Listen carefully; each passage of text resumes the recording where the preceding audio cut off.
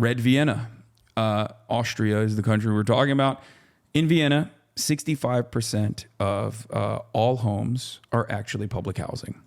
They are not-for-profit housing, basically. It's a concept where the government offers many benefits to develop housing, and then basically have the rent exist specifically to either further develop more public housing or to maintain the housing itself. There are some examples of this even in the Western world. I think, there's a YouTube channel that I was watching. Hold on, I'm gonna give him a shout out.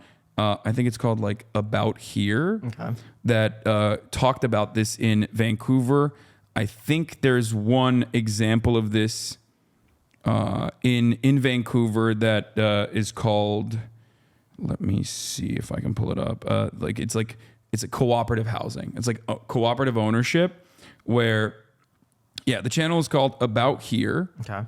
And they go into it. They go into this conversation. They also talk about Vienna in the end of the end of the video. But it's basically housing that is not created with the sole purpose of accumulating more value to the single sole owner or whatever corporation owns it, but instead housing created by basically taking away some of the barriers of developing this project that can only be done by the government, like offering a lot for $1 with the express purpose of like building cooperatively owned housing, and then working with like credit unions to basically get investment in, like to get a loan from a bank, only to have the existing property, once it's completed and built, and the rent in said existing property pay for the mortgage and the maintenance fees. I've seen quite a few countries offer that of like $1, but in a lot of those instances, it's usually to promote people to move into a city that no one else wants to live in, or that is declining in population. They need more people in there, and so they use that as a resort to say, "Hey, come here." Be no different than people like doing that in Riverside and saying like, "Hey, we want more people over here. We want to be more of a hub." But I think Los Angeles and a lot of California specifically, in the higher price neighborhoods, they want to attract top talent and they want people like that to move here and innovate. And they don't have a problem with declining population to that extent where they have to incentivize people, and land is so expensive. I don't think it should be a byproduct. Vancouver doesn't have a declining population, but it's not to incentivize more people to move in. It's to basically it's to basically do the lightest form of government intervention you can do, and utilize the same capitalistic system and the same structures without like completely undermining it, to offer affordable housing as a low-cost alternative. But because that system is not funded at all and has actually been, disfavored by homeowners and all of these people that are incentivized to consistently keep their housing prices up in places like Amsterdam, the number of cooperatively owned nonprofit housing units have declined. And that's why even in a place like Amsterdam, for example, you see since the 2000s, the cost of living fucking skyrocket and become a genuine problem. So where do you draw the line then between public housing and becoming a landlord? I mean, do you think like a property like this should be owned by the government and someone should have to pay way less because it's owned by the government? Like, should someone have the right to live in West Hollywood, for instance? Yeah, if like, I am not in the business of like completely eradicating private home ownership. I am a private homeowner myself. What I simply want to do is make it unaffordable for people to generate and accumulate capital from a home that they're not living inside of, a home that they're basically renting out. That's what it means to decommodify housing. Now, that's a very long-term goal.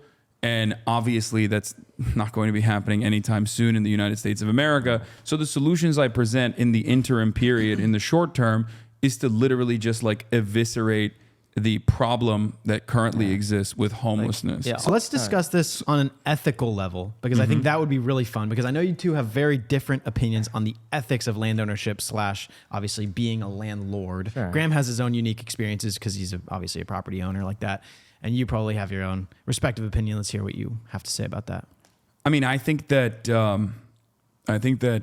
shutting off a necessary resource by, by making it a profitable business, a profitable venture is like something that I'm entirely against. If you want to still, do that, you could do commercial real estate, which is a whole different can of worms. Different because it's a from business. Yeah, but let's say it's a mom and pop business. How is that any different from a household? I feel like a family is also a business. They have to run a business just the same way as a mom and pop liquor store on the corner would have to run a business. You're taking in money, you have expenses, you have to save a little bit for a rainy day. Yeah. Wouldn't that be the same thing? No, because you don't have to live inside of your business in the same way. A business can thrive and survive even if the barrier in that regard exists, right? A business can still get a bank loan to be able to pay for these sorts of things. Whereas I think the similar process should not exist for home ownership. Wouldn't getting a loan be the same thing as renting a house from a landlord? Because then you're owing money to someone else, probably the government, who you're going to be paying 5 to 7% interest to. Yeah, I mean, in some respects, absolutely. Well, obviously, we don't have Soviet bloc style public housing in this country. So I'm just simply saying that in the short term, these are this is what I advocate for in the short term to at least tackle some of the issues with availability of housing that creates homelessness. From my perspective, I see landlords as providing a service, and I'm trying not to include the slumlords, because there's certainly people that do the bare minimum, just basic above the bare minimum living conditions to try to maximize profit. But talking about a lot of landlords that I see, the vast majority are mom and pop. They own 3 or fewer properties. They a lot of times have owned properties from their parents that they just turn into rentals. They own the house. Instead of selling it, they'll choose to rent it out to someone else while they buy something else and then eventually rent that. But from what I've seen, and what I've seen a lot of people do, is that they'll buy a property that no one else would consider. And these would be properties that need a lot of work, that maybe an owner user doesn't have the funds to fix up. They don't have the time. They don't have the interest. Someone else goes and fixes that up and rents it out to someone who doesn't want to own a home. And there's a lot of people out there that renting is more beneficial than owning. If they're only going to live there for a few years, if they just want to test out an area, home ownership is really burdensome, as I'm sure you've seen, with property taxes, insurance, repairs, so miscellaneous things. Right now, it's cheaper to rent than it is to own throughout the majority of Los Angeles. I think ultimately the sense of security that you get from having permanent shelter when you're a homeowner is much better overall than having the fear of your landlord literally changing your rent just because they can, because the market conditions are favorable to do such a thing. And regardless of that, though, I mean, like I said, public housing does not necessarily have to mean permanent shelter in the sense that you own the house that you're in. Singapore, I think, has a system similar to that as well, where you're basically leasing it for the government, right? And these are places where they've been able to tackle this crisis head on before it even existed, and it still works on a rental basis. If you want the opportunity to rent a home, you can absolutely do so. I guess the way I see the world is that I wish for a future where people don't even need to be mom and pop landlords as a nest egg for survival. That they don't need to even do that, because a lot of those things are taken care of through social safety nets when you are no longer a productive laborer, when you have retired. But of course, that is a fuckload of other issues as well. How would that play in, though, if you want a higher quality of living beyond that? Let's say that you don't want that and you want to be able to make more money or work harder and get something nicer. Then go ahead. I mean, it's not. What I'm talking about with respect to full-blown decommodifying housing is, again, so far out in the future that it's unimaginable to talk about from today's standards of living and the way that we experience society right now, because there are other complications that exist there. For example, housing is not the only issue. part of the problem that I mentioned is commutes and travel, right? One way to make traffic congestion infinitely better and more livable in a place like California is public transit. We're very spread out, but unfortunately, we also have made zero attempts to better our public transit system in this state in general, and certainly not in Los Angeles.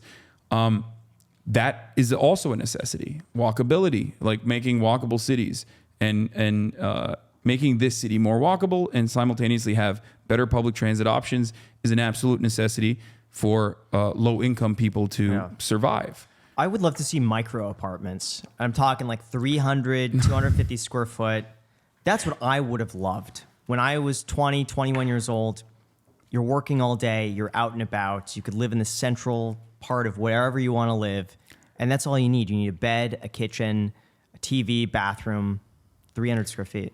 I don't think that's a solution. I mean, it's just like, sure, if you want to create an opportunity for like cheaper living, that's fine, that's great. But like, I don't even think, when I say affordable housing, when we talk about, like, again, going back to Vienna, 65% public homeowner, like publicly owned housing availability, those massive complexes that we're talking about are like luxury condominiums in comparison to what we have here as available in the private market.